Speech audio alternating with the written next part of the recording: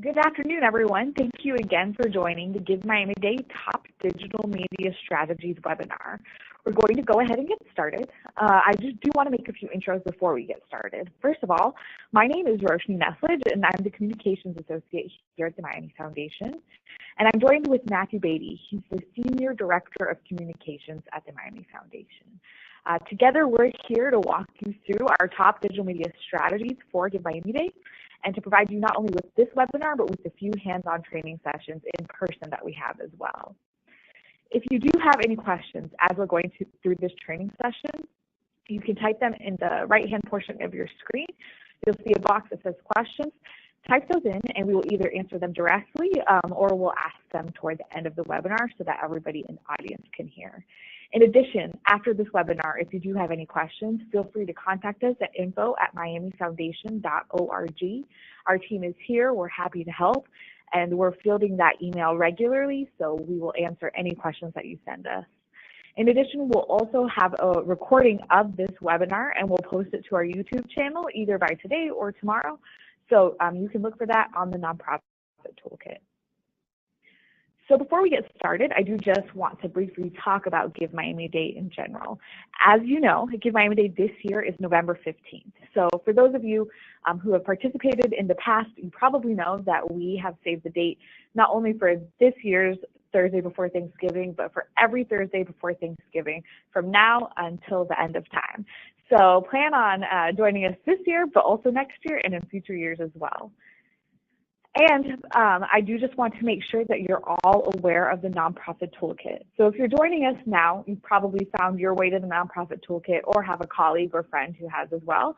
But there on givemiamidade.org, under For Nonprofits, we have all sorts of different content for you. Of course, we have links to our trainings. We'll have our past recorded trainings as well. We have a planning workbook that we put together that's a step-by-step, week-by-week guide on everything you should be doing to prepare for Give Miami-Dade. We've uploaded our logos there. We'll upload graphics. And we also have a link to our Facebook group, the Give Miami-Dade Nonprofit Learning Exchange. That group is a collaborative effort that we put together for all Give Miami-Dade nonprofits to ask questions, to help answer questions, and just to stay informed and excited about the event. So if you haven't joined that Facebook group, you can click on that link and do that right now, and we can go ahead and approve you, so make sure you do that. And again, as well, on givemiamidade.org, we have all of the rules, FAQs, everything you need. We update our Nonprofit Toolkit regularly with all sorts of different content, including what I just mentioned. So make sure you check back often. And again, if you have any questions, you can email us at info@miamifoundation.org. Matthew? Great. Thank you, Roshni. Good afternoon, everyone. I am happy to be here with you all today to talk through some general social media content strategies related to our Give Miami-Dade campaigns. As Roshni mentioned, we will have some in-person training sessions where we can go a bit more in depth on some other tools that you can use for outreach around Give Miami-Dade, or leading up to Give Miami-Dade and on Give Miami-Dade. But today's presentation will focus mostly on social networks. So we'll talk about the power of owned media, which I'll explain in a moment. We'll share some outreach tips, go through a quick timeline so you get a sense of what you should be working on right now and the cadence leading up to November 15th. And then what to do on the 15th, and then some examples of organizations that have implemented these strategies particularly well over the years. So diving right in, this is a slide that I like to start this presentation with, because it looks at the donor survey from Give Miami-Dade 2017. And every year we send out this survey asking donors, how did they hear about Give Miami-Dade? You can see there that the #1 way that donors found out about the day was an email from a participating nonprofit. The second most popular way was an email from us here at the Miami Foundation. And the third most popular way was social media or social networks. So what does this tell us? That the most effective means of reaching donors on Give Miami-Dade are all media outlets that we have control over as nonprofits. whether it be our email database or our social platforms. Most of them can be run at little to no cost and are under our complete control, which essentially then means that our success or failure on Give Miami-Dade is completely based on the work that we put into it. So that means that don't think that you have to spend a ton of money on advertising or buying radio ads or print ads, that you can be incredibly successful on the day by simply working the owned media outlets that you have in your control. So let's go through some outreach tips. First is setting a goal. Give Miami-Dade is about more than just raising money. Last year we had almost 700 nonprofits participating in a day that really is about raising awareness and support for Miami-Dade County's social sector. So yes, it's a fundraiser. So yes, we want to raise dollars, but we can also use this opportunity to recruit new donors or to promote a brand new program that we have launched at our organization. So one example of a goal beyond the fundraising is that we want to secure 100 new donors throughout Give Miami-Dade. So think about within your organization, what are some external outreach goals that you can use Give Miami-Dade's platform to help you accomplish? Then, once those goals are set, you want to create a clear plan to reach that goal. So if the goal is the 100 new donors that you want to secure on the day, then we know we can reach new donors by encouraging our current donors to get a friend to give with them. So you can see then the beginnings of a campaign forming in terms of what type of messaging will you use, what type of platforms will you use to engage these new donors to encourage their friends to give. All of that in terms of the tactics that you'll use in the campaign leading up to and on the day are based on that goal that you set and then the plan that you enact to reach that goal. The third outreach tip is building social into the strategy. And this is something that is important in order for our social platforms to be as effective as possible leading up to and on Give Miami-Dade. A great example is what we at the Miami Foundation use our Twitter account for. For those of you who have participated in the past, you know that the prizes that are given throughout the day are announced solely on our Twitter account. Now, we could announce those prizes anywhere. We could announce them on givemiamidade.org. We could announce them via email, but we intentionally choose to announce them on Twitter because that then drives traffic to our Twitter account. And it also creates a space where people can kind of follow along with us and be a part of the day throughout the 24 hours. So building your social platform into your strategy is critical because it gives people a reason to go to your social platforms. So how can participating nonprofits use this? If there's a particular prize that you know you're going to be going for, or if there's a particular end goal that you have in terms of fundraising, you can let people know ahead of the day that you will be providing updates in terms of how quickly you are reaching that goal, either on Twitter, on Facebook, on Instagram, or any other social platform that you're active on. And then in terms of the prize that you're going for, once that time frame comes, or as you're leading up to that time frame, say it's the lunchtime prize and between 12 and 2, you want to get the most donations more than any other nonprofit, then you can help build the momentum toward that 12 to 2 time frame on that social platform. So think about how you can build social into the strategy. The other is using the networks. The other tip is using the networks that you already have in place. So we all know the term FOMO, which is fear of missing out. But I want to introduce you to a new term that I prefer called JOMO, which is the joy of missing out. So often, we have a great Facebook account, we have a great Twitter account, but we may not necessarily be as active on Instagram or Snapchat or Pinterest or other emerging social platforms as we would like to be. And so there could be this sense that, that you're missing donors that could possibly be reached on those platforms.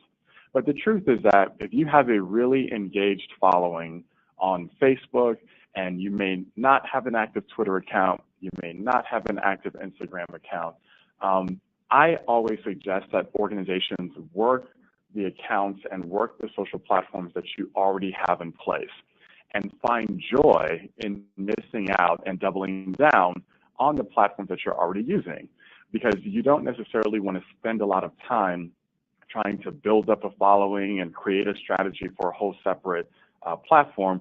Really find joy in focusing on what works for you, what has worked in the past, and encourage those donors that you reach through that platform to support you on Give Miami-Dade. And the last tip, and this will be a theme throughout this presentation, is be your authentic self.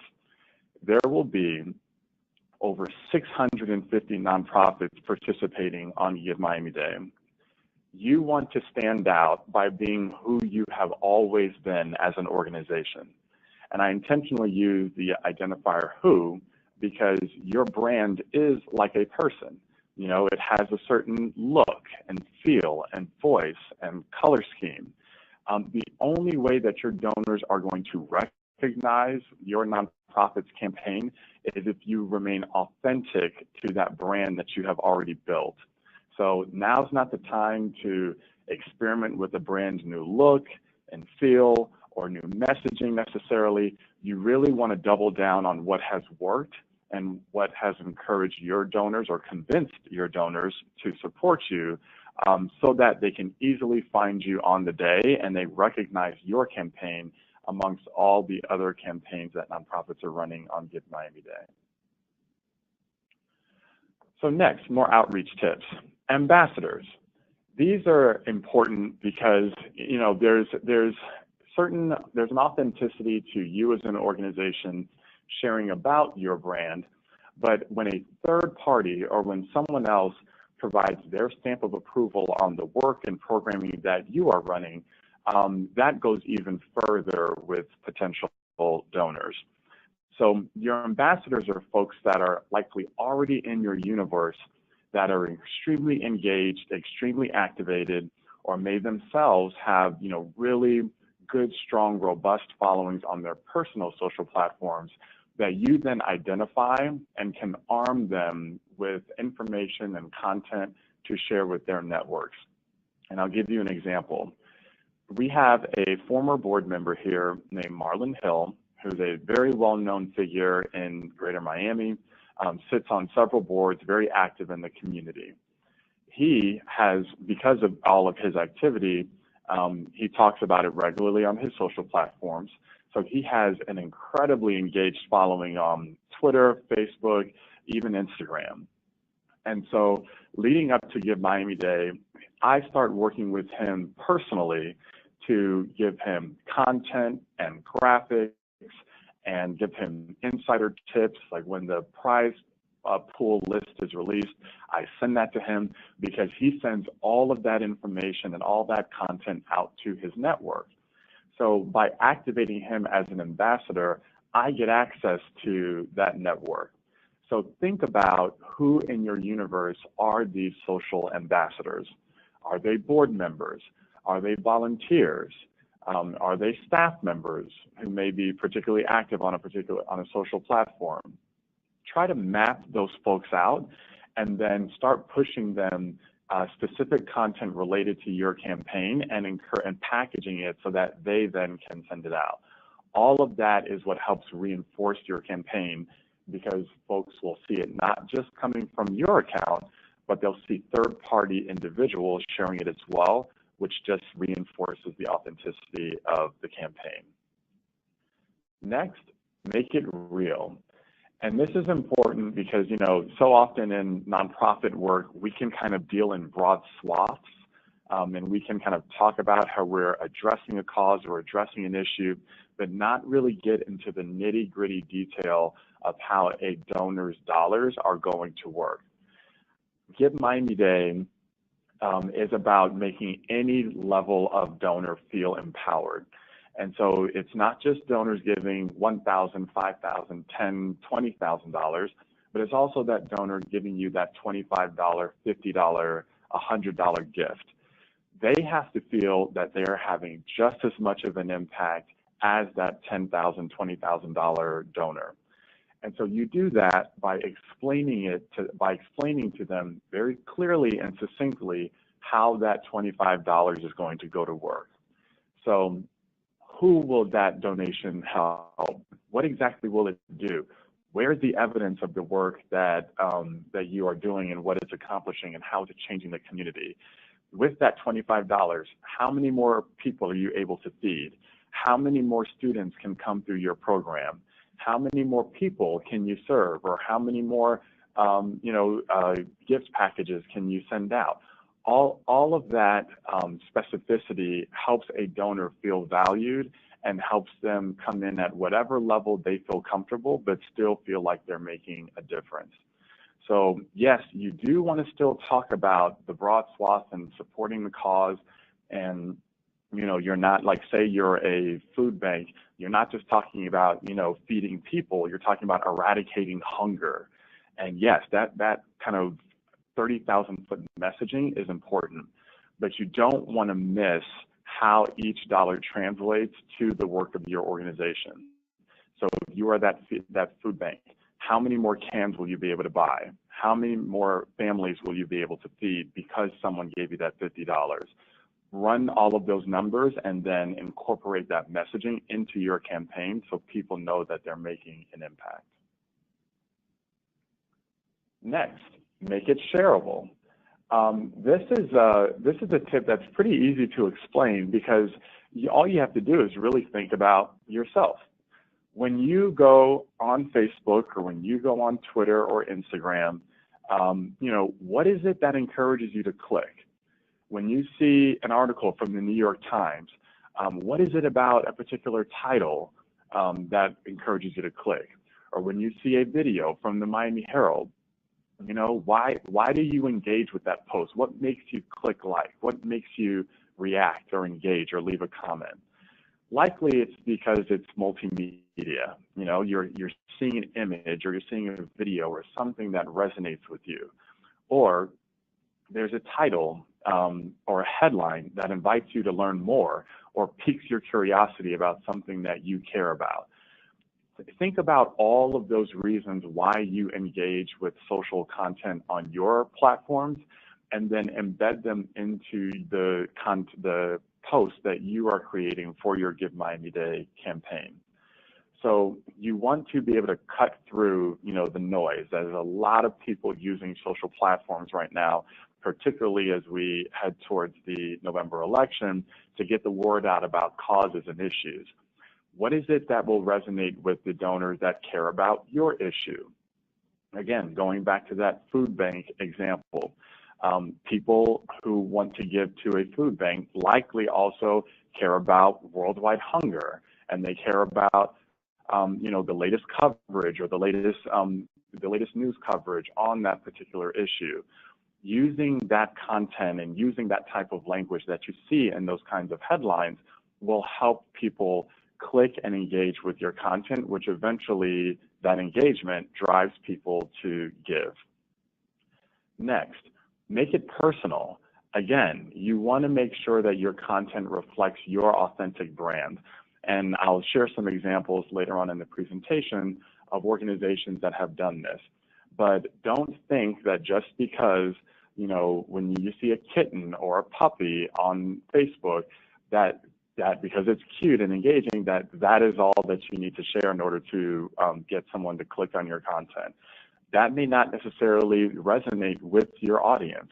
You've got to think about what are the issues that they care about, and then how can you take those issues, package them, and make it resonate with them from your organization. And then lastly, make it relevant. As I mentioned, there are a lot of issues being discussed in the news right now. The more relevant your campaign is to what's more broadly happening in the community, the more likely you are going to be, more likely people are going to engage with your content. So what are people talking about right now in Miami? There's a lot of discussion around resilience and sea level rise and adapting and preparing for rising seas or environmental threats like hurricanes. There's a lot of discussion around affordability and the ability for our residents to find a home to live in that they can afford near where they work. Or think about equity and injustice. Think about, the police relations and community policing and, race relations and inequality. All of those are broader narratives that are present not just in Miami, but across the country. The more you're tying your content to those broader issues, the more likely it is to land with a potential donor and encourage them to engage. Next, be a community member. So often people can view Give Miami-Dade as a competition, as like it's a fundraising contest, and whoever raises the most wins. But the truth is, as I said before, that this day really is about the social sector overall in Greater Miami. And the truth is that rising tides lift all boats. So the more that we support each other's campaigns and support other organizations participating, the more all of us will raise. A great example of this that I always give is the Miami Arts Brigade, which launched a couple of years ago. A group of arts organizations came together and they wanted to have one holistic campaign for Give Miami-Dade. And so they created their own independent Twitter account, a Facebook account. They grabbed email addresses from all the different organizations, and they encouraged people not just to give to an individual organization, but to give to the arts in general. And they kind of packaged them and categorized them and said, so if you want to give to dance organizations that work with children, here are some organizations that you can give to. Or if you want to make sure that there are arts programs in schools, here are the organizations that you can give to. So think about, are there other organizations participating in Give Miami-Dade that you either work with or are affiliated with the issue that you address that you can partner with and kind of co-brand and co-promote each other's work, which again will give you access to more donors, just as you're giving that organization access to your donors.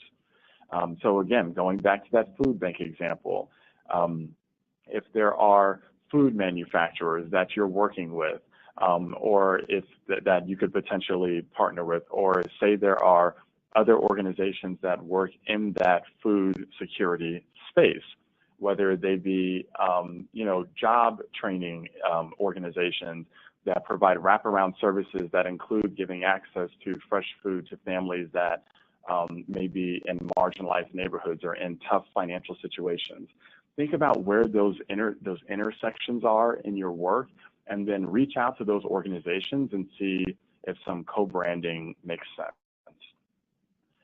Then lastly, mind your manners.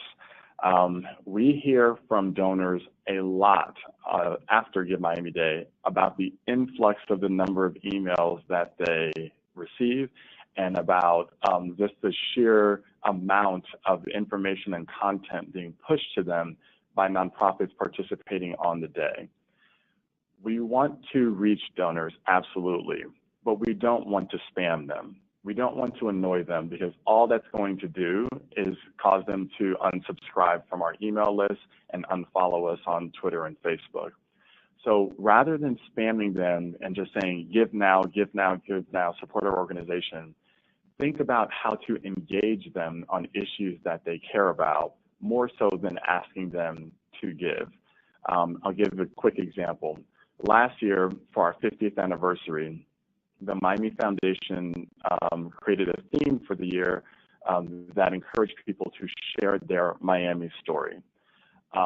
That was kind of the driver behind our social media campaign, which was all about finding community champions who had a unique Miami story that connected them to this place and that encouraged them to give or support or somehow build and improve their community. At no time throughout that social campaign did we ever ask for a dime, because it wasn't about fundraising. It was about encouraging people to explore their connection to this community by sharing their Miami story in terms of how they got here, why they stay here, what they care about in this community, and ultimately what they can do to improve it. Overall, we more than surpassed our fundraising goal and brought in over $100 million throughout the year. But again, nowhere in that campaign did we ask for money. But through that meaningful engagement, people felt compelled to explore and look into us and attend our events and follow us on Twitter and share their stories. And then when the time came for them to think about a charitable gift and where does that gift go, Miami Foundation was top of their list. So rather than spamming folks asking for money, think about how to engage them and excite them, creating contests or other ways to get folks excited about the work that you do as a way to engage the donor, which then results in ultimately in a gift. And then, of course, say please and thank you. And the thank you piece I cannot emphasize enough. We as nonprofits are notorious for this, for not circling back when a donor makes the effort and makes a gift, to not go back and say thank you. And I'll give you one other quick example about how impactful that thank you can be. So a couple of years ago, I made a gift to Joshua's Heart Foundation, which is run by Miami-Dade, which is run by a young man who was at the time was around 12, 13 years old. Now he's graduated from high school. He's 12, 13 years old, and he ran an organization that essentially sought to feed the hungry in marginalized neighborhoods in Miami. He went to a school, the same school that I went to, so I was familiar with him, so I went ahead and made the gift. About 20, 30 minutes later, my phone rings, and it's this little voice on the other end, and it's Joshua, and he's saying, thank you so much for giving. I just wanted to reach out to you and just share my appreciation for your support of our important work. Of course, my heart melted. I was a complete mess, and literally since that day, I have gone above and beyond to support that organization, including continuing to give, volunteering at their events, because they made such an effort to make me feel valued as a donor. So circling back and saying thank you helps turn someone that may just be a one-time giver into a long-term donor and helps you build that long-term relationship with that individual. So always think about how you can creatively and effectively say thank you. Another good example is the Children's Movement of Florida. Their CEO, Vanta Lupus, who is one of our Miami Fellows alums, a couple of years ago on Give Miami-Dade was going through his donor list and finding those people that he knew who were giving actively on the day, and then pulling their name, posting on Facebook a thank you to that individual. When that happens, depending upon your privacy settings on Facebook, that post was also showing up on that friend's timeline. So not only were Vance's friends on Facebook seeing who was giving, but those who were giving, their friends were also seeing that they were giving. And of course, they were so surprised that, this organization that is so large and raising all this money, that the CEO would take a moment just to say thank you to the folks in his universe that he was familiar with. That created the momentum that continues to make Children's Movement of Florida one of the biggest fundraisers on Give Miami-Dade.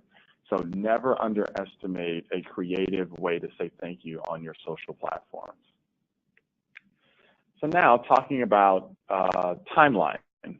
What should we be doing right now? One, publicizing. So Give Miami-Dade is a short 2 or so months away.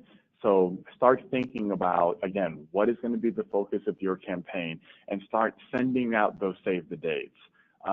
Start, developing that email and digital flyers and that video content. The Give Miami-Dade video that the Miami Foundation produces every year will be up on givemiamidade.org in the coming weeks. You can think about sharing that. part of that video campaign will also be the Miami Foundation inviting organizations and individuals to share why they are giving on Give Miami Day. So you'll kind of see it coming in, see it trickling out from our accounts in the next couple of weeks. Feel free to take ownership of that and encourage your donors to share with their social networks why they are going to give. But point being is start to begin this conversation as part of your campaign now. The other thing to think about is printed mailers and collateral. Of course, that has a much longer lead time than digital content, so you want to be planning out those pieces and placing those orders now. A lot of organizations have had success with pledges. So if they have an event leading up to Give Miami Day, like a gala or a fundraiser of some sort, they'll have little pledge cards available for attendees at that event to just give their name, the amount that they pledge to give on Give Miami Day. Some actually take credit card information and store it in a secure location until the day. But then all of those pledges you can then collect and either on the day of, send out an email to them encouraging them to give and go ahead and make their gift. Or if you have the credit card information, you can go ahead and run the gift yourself. We've seen a lot of organizations have success around winning prizes using that strategy. So they will take pledges from previous events in the days and weeks leading up to Give Miami Day. When their prize comes about, like say it's that, again, lunchtime prize from 12 to 2, the organization receiving the highest number of individual gifts, of unique gifts, then they will sit with a team of folks and volunteers and enter all of those pledges at once during that time frame, which exponentially increases the likelihood that they will win that prize. So think about those strategies and how you can use pledges ahead of time. By the end of October, you want to add the Give Miami Day button on your website.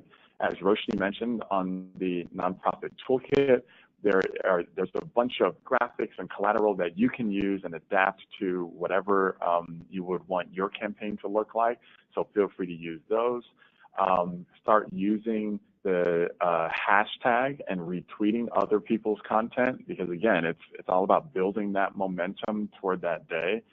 But you want to begin that social conversation a bit more in earnest toward the end of October. In the final weeks, you'll want to link graphics that you're posting to your donation page. So every nonprofit will get a unique URL that they can, that will be their individual donation page that they'll get in the days leading up to Give Miami Day. You can share that URL ahead of time with your donors or on your social platforms, so that way on the day of, they know exactly where to go and click and go directly to your page. You can also think about embedding the donation widget on your giving page or on a page on your website. And that is essentially a line of HTML code that you embed on your website that allows your site to accept the gift, like when someone enters their information and credit card info, and that gift then goes straight through the GiveMiamiDade.org platform and system on the day of. A lot of organizations have used this strategy effectively by creating only one place, one URL, where they send donors throughout the entire campaign. So if I am, foodbank.org /Give Miami Day, I can use that URL starting right now, and on the day leading up to the day of, I can embed that donation widget right there on that site. So even throughout Give Miami Day, I don't have to send people to my actual profile page on GiveMiamiDade.org. I can continue sending them to the same URL that they've seen over the last number of months, which helps it be recognizable, it's easily accessible for them, and then they can give right through the donation widget on that web page. So just think about how you can utilize your website to drive donations on the day of. Think about changing your Facebook profile and cover photo. You'll see as we get closer to Give Miami Day, all of the monikers and identifiers on our social platforms are directed toward givemiamidade.org. So the URL for our Twitter account that we put on our Twitter account goes from miamifoundation.org to givemiamidade.org. We've got Facebook headers and Twitter headers. So you want people to really feel like they're immersed in your Give Miami-Dade campaign. So that's all they're thinking about as they get closer to the day. And then lastly, think about what prizes you want to go for. When that list is released in the coming weeks, when you identify that prize, you'll want to share that with your donors so they know when you want them to give. So again, if it is going to be that lunchtime 12 to 2 prize, all the weeks leading up to Give Miami-Dade, you should be encouraging people to make their gift to your organization on that day. And the last thing I just skipped over was adding Give Miami-Dade to your email signature. Of course, when you think about what you as an organization do almost more than anything in terms of your day-to-day is sending emails, as most of us do. Each time you send out an email, that's an opportunity to communicate with someone and encourage them to support you on Give Miami-Dade. So think about how you can add a small message or a small graphic to your email signature to accomplish that. On the day before, make sure you have that email blast ready to go for the beginning of Give Miami-Dade. We will also be encouraging people to participate in our Give Miami-Dade Twitter party, which occurs from 11 p.m. on November 14th to midnight on November 15th. So for that 1 hour where we take over Twitter and we have a Twitter DJ sharing Miami music and all kinds of fun stuff, and we're just generally talking about the day and all the causes people can support and all the organizations participating and the prizes and the events around town. So that kickoff at midnight is a really big opportunity to capitalize on all of that energy that you've generated in those past days and weeks to really have a big start to Give Miami-Dade. And then on the day of, you want to make sure that you bring people along through your campaign. And so going all the way back to when we talked about setting goals, if you've set a fundraising goal of, say, $10,000, as you're going throughout the day, you want to be sharing that your progress toward that goal to ensure that you're bringing people along with you. And then, of course, make sure that you say thank you. Always, always say thank you. Think about working as a team, taking shifts. Throughout that 24 hours, you will see that the Miami Foundation social platforms never go dark from midnight to midnight because we work in shifts and we kind of split up the work throughout the entire day. So you want to make sure that you have some sort of active presence throughout the 24 hours. An easy way to do that is to kind of pre-populate and pre-plan content on your Facebook post scheduler, on TweetDeck, or on Hootsuite, which are third-party entities that you can input like Twitter posts or Instagram posts that will then automatically populate throughout the day. So you've got a kind of a trickle of content throughout the entire 24 hours. Of course, follow us. We, as I said, never go dark. We drive a lot of energy and excitement around the hashtag, particularly on Twitter. So make sure that you're joining us. And then lastly, of course, be yourself. Your thoughts, your photos, your excitement, your voice, you have to stand out among the 700 almost nonprofits that are participating.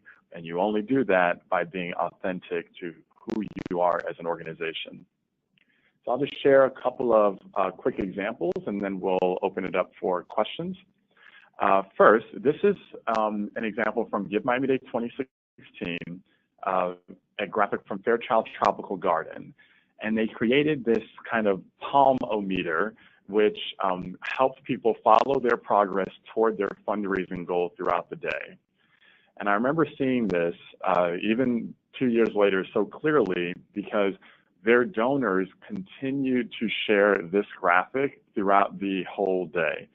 When Fairchild would share it, everyone who had already given would retweet and say, guys, we're almost there. We're at $100,000. we're almost to that next 125 goal. Now go give so that we can get there. The point is that this helped create a shared experience among Fairchild's donors. And a shared experience is just, the sense that everyone is doing one thing at one time. That's really the secret sauce behind Give Miami-Dade. It was the secret sauce behind the Ice Bucket Challenge. It's the sense of everyone doing one thing on one day at one time. And so Give Miami-Dade is that for Miami, that everyone's giving to nonprofits, and you want to create your own little shared experience within your organization by finding ways to connect people who are giving and supporting your org. And again, a graphic that allows people to track your progress towards your goal absolutely accomplishes that. This is a graphic from Miami Jewish Health System. And I like sharing this one because you can see there at the bottom where they have hashtag Give Miami-Dade 2016. The little M is actually their logo. It's an element of their logo turned on its side to create an M.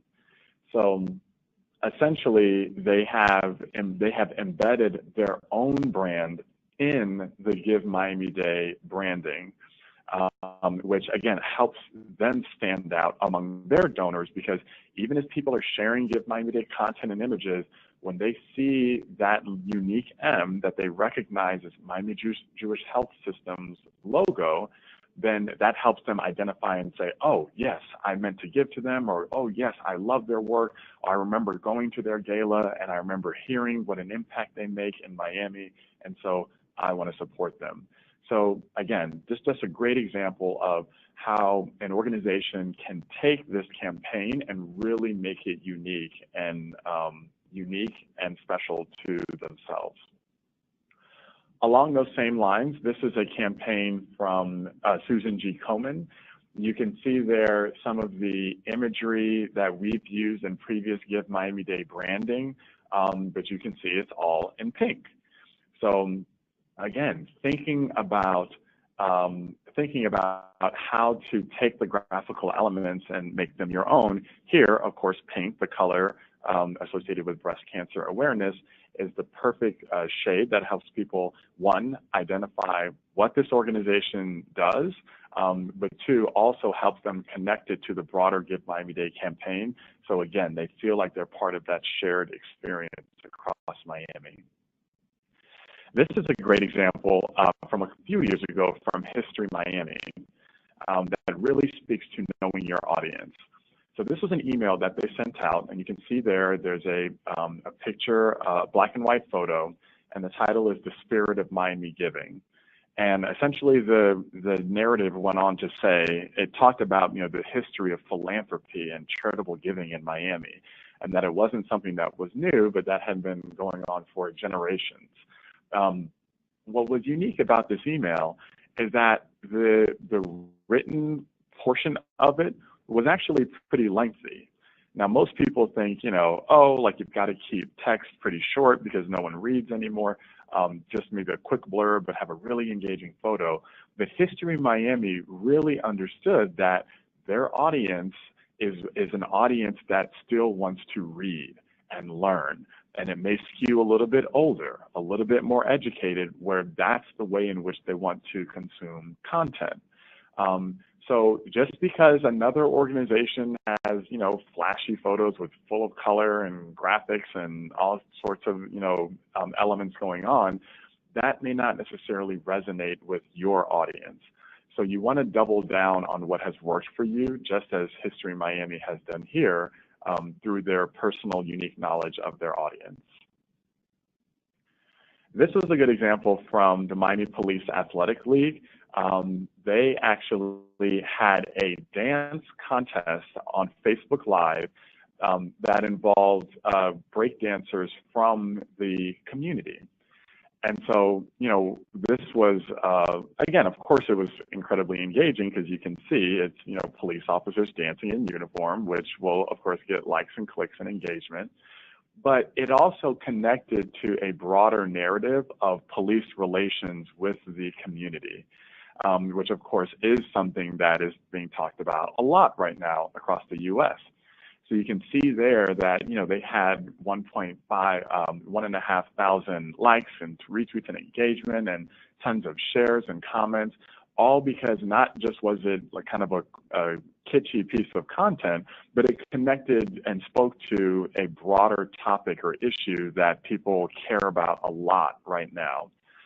So again, think about how the content you're producing on the day can connect to these broader issues. This is a good example from Camilla's house. I talked about, again, the specificity with what does each donation do. So you can see from Camilla's house that $25 provided meals and shelter for 3 people for one night, which makes me as a $25 donor feel super valued and makes me feel like my dollars were meaningful and actually went to make a difference. Then you can see they're feeding South Florida, compared the number that they raised to the number of meals that they were able to provide. Again, all of which helps a donor at any level feel like they've really made an impact. These are some other examples about how organizations kind of input their unique voice into a campaign. You can see there on your left, the Bass Museum, you know, kind of has a slicker, bit more elegant look to their graphic that says thank you. That's consistent, again, as an art museum. You assume that their donor base kind of, again, skews a bit older, a little bit more sophisticated, and so that really speaks to them. Contrast that to Zoo Miami on the right, which has likely a much more younger audience they need to cultivate, a lot of families with young children, which maybe the parents themselves may be a bit younger, and so they're going for humor and showing animals, which again always gets good engagement on social platforms. So several different approaches here, but again, all unique to that nonprofit's audience. And lastly, this slide is just to show you that we at the Miami Foundation absolutely have fun with Give Miami-Dade. You see we had little onesies made for the staff members that had little ones to celebrate their first Give Miami-Day. But don't necessarily think that it has to all be about the issues. You do want to have some levity because this is an exciting day for Greater Miami as a community. And you want people to have to feel excited when they give and support you. So don't forget that it doesn't always have to be so serious, that you can also have some fun with your campaign. Lastly, we will absolutely be supporting you more broadly from the Miami Foundation throughout the campaign and on the day of. We're working with the Miami Herald and New Times and with our partners like the Miami Heat to ensure that we get the word out on a much larger scale. So just know that we are here to help. Roshni, as she mentioned, is a resource. Just email us at info@miamifoundation.org if there's anything that we can do to help. I am always a resource, as many organizations have sat down with me over the years and talked through kind of the plans for their campaign. We are absolutely here to help every single organization be successful, so do not hesitate to reach out to us. And with that, we will open it up to questions. Great, thank you, Matt. Our first question actually comes from Lazara, who I will go ahead to answer this question. So she asked, she's new to Give Miami-Dade, either she is herself or her organization is new. So she's just looking for extra tips in addition to what you shared today. Our suggestions, we try to make this as user-friendly for the nonprofits as possible. So my first suggestion, if you are new or if your organization is participating for the first time, is to watch our Give Miami-Dade 101 webinar, and you can find that on the Nonprofit Toolkit.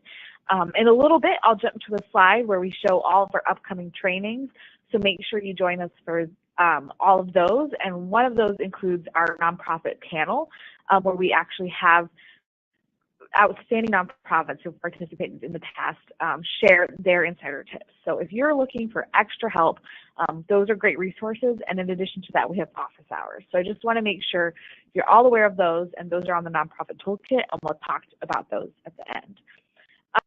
So our first question regarding your presentation comes from Juan, who wants to know if he should make his nonprofit's goal public. Juan, that's a great question. We have at the Miami Foundation had a lot of success with making our goal public. In the beginning, in the early years of Give Miami-Dade, we didn't necessarily do that. And I'm talking, of course, of the overall goal for how much is raised on the day. As in last year, we raised $10.1 million, and we publicly made sure that folks knew that our goal was $10 million. In the early years of Give Miami-Dade, we did not share that goal out of fear that we would not reach it, of course. But what we found was that by sharing the goal, there was like this momentum and this energy that was created as we started making progress toward it. So again, rather than it being something that we at the Miami Foundation were watching and making sure that we made it to that, 5 million or 7 million or whatever the goal was for that year, it created that shared experience where the entire community was a part of pushing toward that goal. So now we've made a pretty, good habit of sharing our goal early in the day, so that we can continue driving momentum. And then once we reach that goal, it's not just the Miami Foundation that celebrates, it's the entire community that celebrates, and all the participating nonprofits celebrate. But they won't know to do that unless you share that goal. So I do recommend being thoughtful of the goal, because you don't want to set it so high that there's no chance that you can reach it. But if you have a kind of a good sense of where you will lie, particularly if you have lined up some major donors to make some more significant gifts on that day, so you're going to be within a certain number striking distance, I absolutely recommend sharing your goal publicly.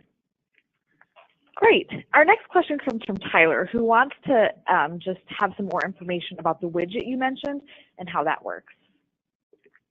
Sure. So as I mentioned, in the weeks leading up to Give Miami-Dade, your organization will receive a unique HTML code, and that code works on any website that allows you to embed that code, which then creates a widget that appears on your web page. So again, using the example of foodbank.org/Give Miami-Dade, if that's my nonprofit's website, I create that page. I then go into the backend manager of my site. I embed the HTML code, and then I hit save, refresh, and on that page you'll see a widget that will not go live until the absolute start of Give Miami-Dade at midnight on November 15th. But you'll see some simple messaging that will indicate that it'll say like this widget will go live on midnight November 15th. But when that goes live, that widget becomes a donation form that allows a donor to input their name, credit card info, just as they would on givemiamidade.org on your nonprofit's donation page, but it's through that widget on whatever web page you'd like to put it on. So, for example, we've seen some organizations who will be on their donation page, on their kind of 24/7, 365 donation page on their website. They will deactivate their kind of general method of giving and donating, and instead of replace it with that widget. So that if for some reason someone makes their way to that page on Give Miami-Dade, that when they make their gift, they actually give it through the givemiamidade.org platform, which allows the gift to help you be eligible for prizes and also bonus dollars. You can also use it by, again, creating that one-time URL, that foodbank.org/Give Miami-Dade, and then throughout the entire campaign, including the 24 hours of Give Miami-Dade, that's where you're directing people to make their gift. So that way they see that URL in the weeks, months leading up to the day, and they continue to see it throughout the day, and all of that helps it resonate with them, helps make it more recognizable with them, which encourages their likelihood to give. Great. Our next question comes from Vanessa. So she said that for her nonprofit, her donors are complaining about the massive numbers of emails that they receive. I don't think just from necessarily her organization, but from other ones. So if her donors don't want to get emails and they may not be in social media, do you have other tips of how they can be reached? That's a great question. That question is likely better for one of our workshops. Again, this presentation focuses a lot on social media and digital outreach. I'm happy to talk through what are some other tactics in terms of how to engage donors. I mentioned pledge cards as a good way to capture your existing donors, or if you're having an event leading up to the day, having those pledge cards in hand to kind of capture people as you're engaging with them. There's some other tactics that we can talk through, but again, I'm happy if you want to reach out directly to me or attend one of the upcoming workshops. Then we can get kind of more in depth in terms of what are some other tactics to reach donors. Great. And Isaac wants to know how he can measure if his digital campaign is being effective. That's another good question. There's a couple of tools that you can use online that will help track engagement on your social platforms. The best ones now are actually native to each platform. So whether it's Twitter, Facebook, and Instagram, they all have very robust analytics for community managers. So for your Facebook page, if you just log in as an admin or have your admin log into the page and just look into your insights, all of that shows you what Facebook posts are doing well, what are people clicking on the most, what is getting shared the most, and that gives you a sense of your effectiveness. Here at the Miami Foundation, we use that to identify what are the topics and issues that our audience on our page really cares about. So, for example, if you, again, going back to the food bank example, if I talk about an actual day of feeding where we're going to go and say, take volunteers and go out and feed the homeless, and when I start talking about that day leading up and encouraging volunteers to sign up, et cetera, if I see that those posts are doing really well on my Facebook, then I know that that is content that folks are interested in hearing from us. So it could be the connection to homeless individuals. It could be the fact that it's an activity, an actual in-person opportunity for people to come and do some work to address the issue that they care about. But it's an indicator to give me a sense that, my audience cares about that. If on the converse, I see when I post about, people donating, canned goods or whatever have you, kind of on a more general basis, just saying, hey, as you have canned goods, drop them by the food bank, folks are not as engaged, then I know that that messaging is not resonating as much. So I think the key is to, one, look at your current analytics and then see what's resonating with your audience. And then as you're kind of gearing up your Give Miami-Dade campaign, try some different messages. Try to highlight some different programs or some different types of people that your organization may be serving, and see what works. And the analytics will tell you exactly, what works. And then as you see that, and you see, the successful posts kind of float to the top, double down on that content and use that to drive your Give Miami-Dade campaign. Thanks. And our last question is coming from Allison. She wants to know how she decides what social media scheduler she should actually use for her posts. Sure. So Facebook, which is the largest social platform, they actually penalize you for using a third-party posting platform like a TweetDeck or a Hootsuite. When I say penalize, meaning that a post that is posted to Facebook through that platform is less likely to show up in a user's timeline. So for Facebook in particular, I suggest using the native scheduler that, again, is on the back end of the site for community managers. It's simple to use. You simply package the post, whether it be a photo or text or link or video. Then you simply schedule the time that you want it to post, and you save it, and then it's good to go, and it posts when you've scheduled it to do so. For Twitter and Instagram, they don't necessarily have that same, you don't necessarily get penalized in the same way. So I think it's fine there to use a Hootsuite or a TweetDeck. We here at the foundation use TweetDeck because on the day of, in particular, day of Give Miami-Dade in particular, you cannot just follow, it allows you to see kind of columns of content. So you can follow your own Twitter account, but you can also follow the Give Miami-Dade hashtag. You can follow, say, other organizations or other hashtags related to the work of your organization. So it allows you to kind of see, it'll give you like a dashboard where you can engage with content from all manner of users across Twitter. So those are the two that I would recommend, would be either using the native scheduler in Facebook or another social platform if they have it, or a TweetDeck or a Hootsuite.